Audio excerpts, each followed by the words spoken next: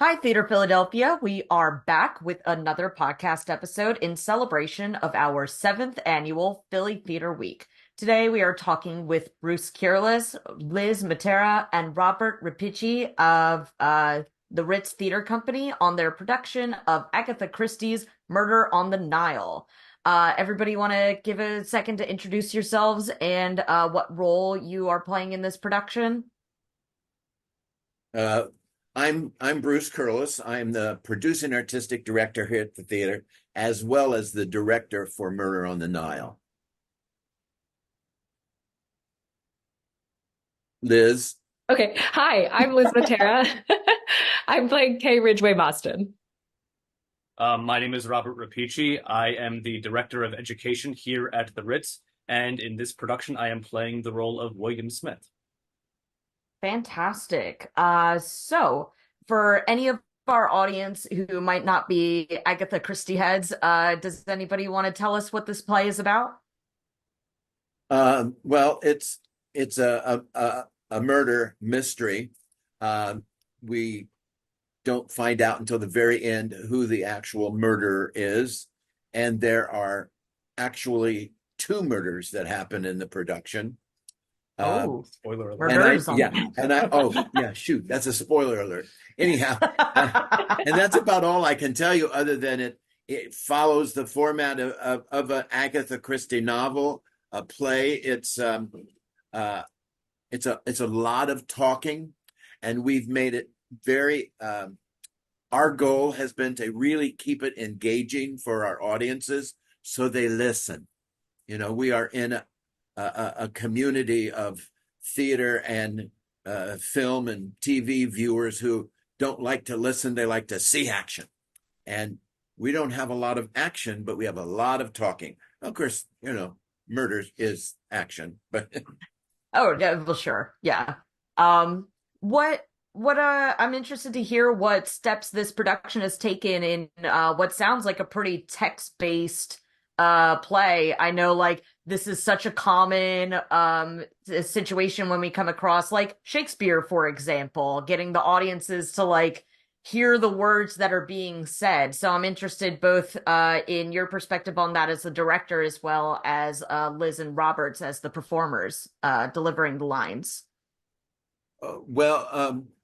We are using accents. So we have a British accent that we're using. And I think we're doing a very good job of it. We have a coaching session tonight on the action or on the accent. But what we've been doing is just like putting full value into the words to introduce the audience to the language and to keep them engaged. So we try not to make anything hard to hear.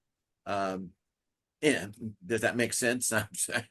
Yeah, absolutely. I also think it's been, as a performer, and Rob, feel free to speak on this, really interesting. Agatha Christie has so many. If you missed that clue, maybe it would help you later, maybe it wouldn't. And so it's been really fun to try to know that, oh, this coming up, I really need them to hit this, to know that they might catch that later, or maybe they don't. And seeing both in the text and in what we're doing, Rob especially does it well. A lot of like, if you're not the focus, but you might be doing something a little shady in the background. And are they going to pick up on that? If they do, it might help. If not, we'll see. I think similar to Shakespeare, there's a heightened nature of the text. It's melodrama, although not the standard prototypical version of melodrama, not a mustache twirling villain of some sort. So, but I think there is a heightened nature to the language that's fun to express on stage. But interestingly enough, as Liz said, my favorite moments are when I'm not talking, when I'm on stage listening and focusing on the action around me is just as fun. And I think that's probably a key element of every Agatha Christie murder mystery, when all of the characters are occupying the same room, not knowing who the murderer is, except for the murderer themselves, obviously, and trying to solve the mystery for themselves, or else they'll be maybe next on the victim list. And Dun, it's dun, dun. such like a wonderful ensemble piece that there's typically so many people on stage that you can always find someone doing something that might be interesting later. Oh, absolutely. I mean, like murder mystery as a genre, like is so much about ensemble, which I think makes it really exciting to bring to the stage. And the murder mystery genre has seen like a bit of a renaissance since the films like Knives Out and Glass Onion saw great success. What is it about murder mystery that y'all think is captivating audiences and drew the Ritz to produce this piece in particular? Well, through the history of the Ritz, uh, murder mysteries, particularly Agatha Christie, has been very popular, although we haven't done one for probably 25 years, I guess. And so it was interesting for us to come back and revisit that.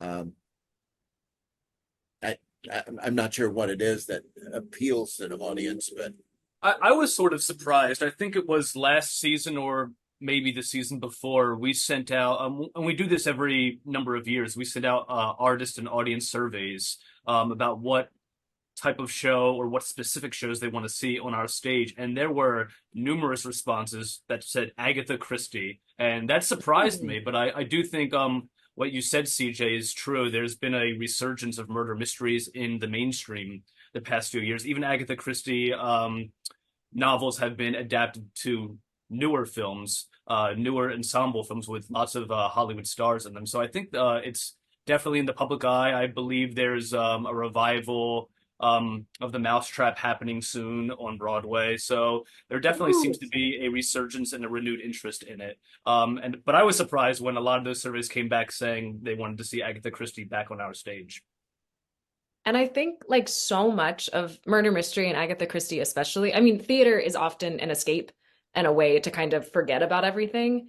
And I think, in my mind at least, murder mystery is the easiest way to get really drawn in and lock in and forget about everything else because it's so, you have to pay attention. This is so outlandish. This is, stakes are super high. So I think that that helps too, like in everything, wanting more of an escape. I feel like this is a really easy route to get there. a couple of things we've done.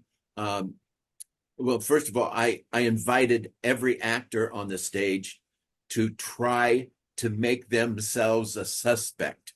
So it just, whenever they have a cross and they're not saying anything, Robert again is very, very good at this. And we all know what he is up to. Anyhow, and then also to keep the audience engaged, we are going to have a contest that the actors or the audience can choose the winner, which we collect after the second intermission. And then everyone that has the correct answer will go into a pot and we'll draw at the end of the run. So listen. That's the key. Yeah, murder mysteries call for a proactive audience participation anyway. The goal is to hook the audience member into solving the mystery for themselves. So they're watching every character, they're listening to everything each of these colorful characters says on stage as they try to perhaps solve the mystery before the characters even do. Yeah, absolutely.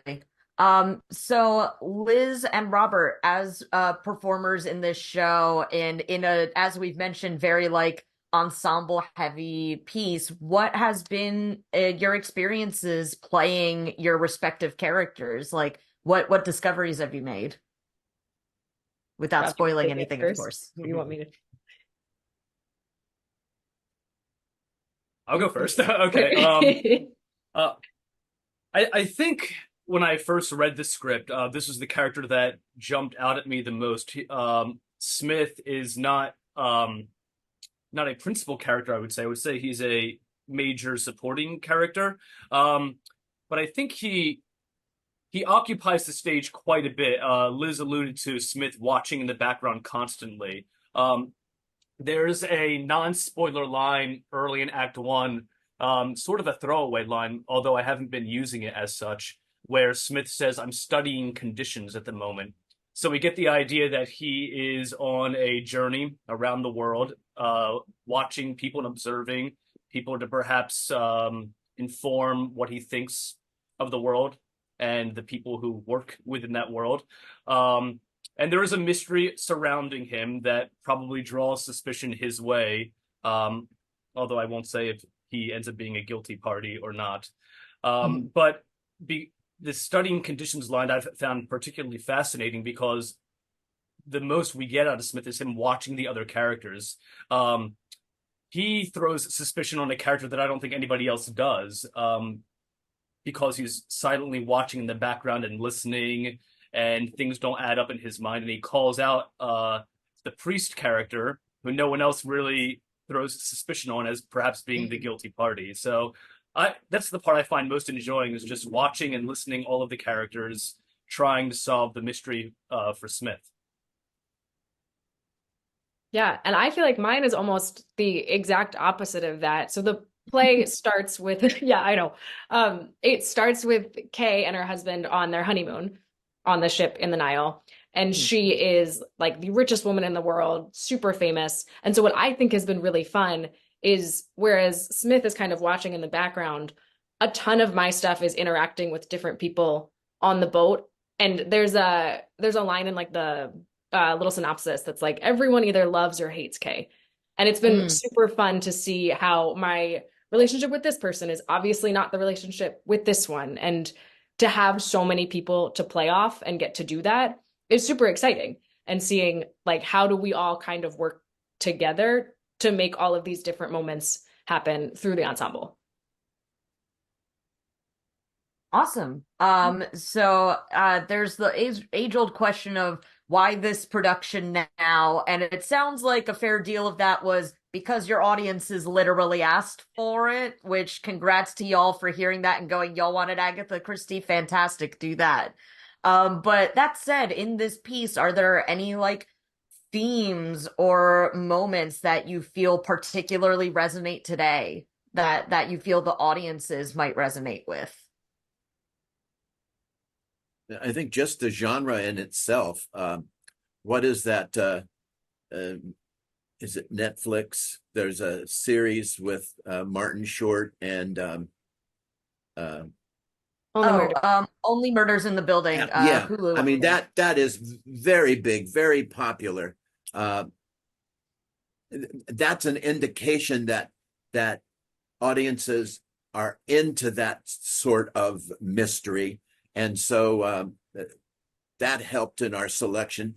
We find it very important, where a lot of theaters around us are only doing musicals. We like to include a couple of straight pieces in our season. And I think it's because we're a training theater that we work with young artists. I think making sure that we have straight shows in our season, it can eliminate, all the glitter and glamour of a musical and really get down to the brass tacks of a piece of theater. And I think it's very important for us to include that in our season for our acting pool, actors in general, and for the audience. Great. Yeah, as you talked about like theater in the area, the Ritz, of course, being located in Oakland, New Jersey. As a born and raised South Jersey resident, and in fact, I actually lived down the street from the Ritz for several years before I moved to Philly. I personally encountered some obstacles when it came to producing work in New Jersey and convincing Philly audiences to make the trek to Jersey for some great theater. So during Philly Theater Week, where we're encouraging audiences to sort of explore theater that they might not have thought to in the past, what makes this show and the South Jersey theater scene in general worth the trip? Want to take it? I think Bruce highlights that you're seeing the artists of the future here at the Ritz. Over the past hunk of years, we've seen graduates from Rowan and the University of the Arts make a stop here. either during their final years of college or right out of college, finding semi-professional work right away here and auditioning for us. So it's their first true stop in their career as a theater artist here at the Ritz. And we found success in highlighting them and helping them continue along that road here. So I always like to say you're going to see the theater artists of tomorrow, the future here at the Ritz. And I think, Liz is a very much an up and coming young actress this is her second main stage show, and she's phenomenal. So, and there are quite a few artists like that here on our stage, every main stage show. Yes, ditto. That's wonderful. Yeah, I think it's so important to have companies with a aim of being a place for artists who are beginning their path to develop their skills and get some experience under them before they continue on their journey. And it sounds like that is definitely a driving mission of the Ritz as a company. What other missions does the Ritz have? Well, certainly diversity is a big issue for us now, should be for everyone, as we try to make our theater very inclusive, acting wise, and for our audiences. I think that's probably the main initiative, as well as the training part of it. Yeah, I've definitely, from my end, I've seen the Ritz be a pretty vocal regarding the subject of diversity, and I've seen a couple of different initiatives within like even the casting notices and things like that in regards to that subject. Would you mind like telling us more about like what steps the Ritz has taken in that direction? Well, I think it kind of makes sense. As we look at our dwindling subscription base, which is certainly the case of everyone, and even Yes. before COVID, our numbers were kind of decreasing. So it made sense to us to not only diversifying, which is morally what we should all be doing, but it also, I just lost my train of thought. It also helps us. I have no idea where I was going. Oh, Where good. was I going, Robert? No. I mean, I think there's definitely something to be said for like one of the many reasons to like encourage diversity and inclusion is that it by definition includes more people. Right. I'm sorry. That's what I was trying to get to. And so by including diversity in our programming, we then diversify to a whole different group of people that have never been here before. And we try to develop that base as well. Yeah, absolutely. Where do you see the Ritz's impact on the past, present, or future of Greater Philadelphia theater?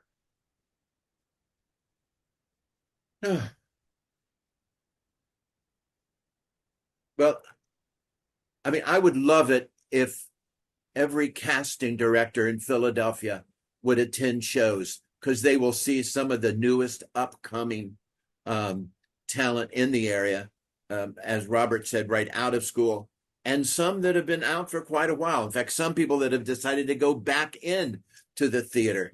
It's a hard business, and we lose a lot along the way. But when they are here, when they come back, we give them a production that they're proud of and proud to put it on their resume. And I think that's really what our future is, and our present, in helping the theater grow and become known for that work.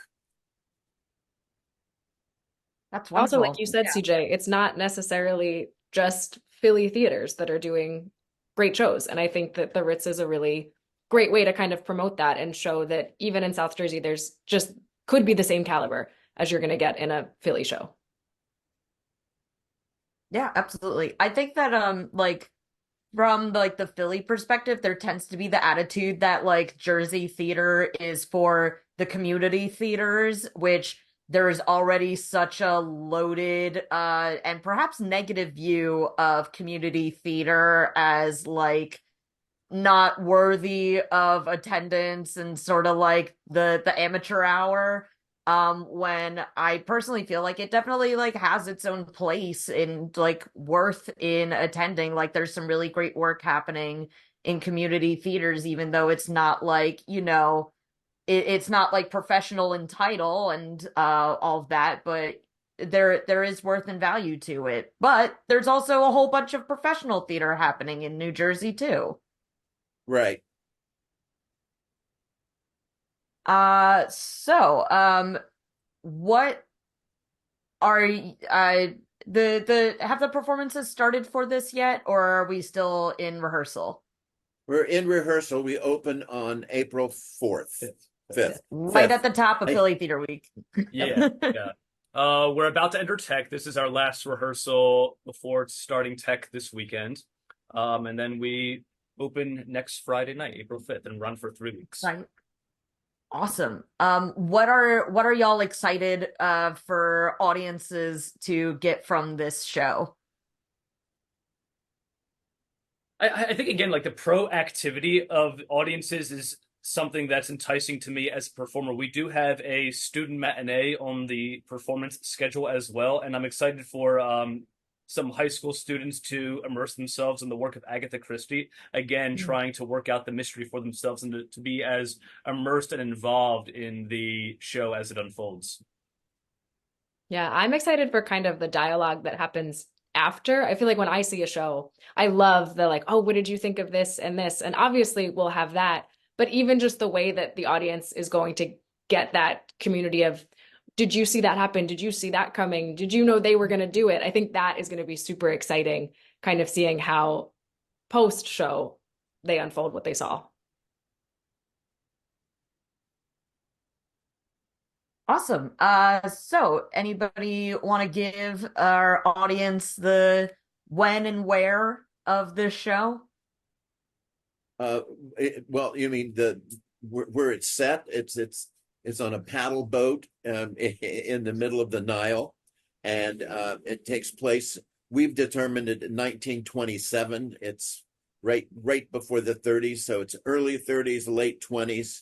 And I think that's going to be another thing for our audiences to enjoy is the dress and the mannerism of a time of yesteryear, We love that. We love that. And like the aesthetics of like both those times and locations are really interesting from like a design perspective. So Yes. I'm excited to see what direction y'all take it in. So how do our audiences see you?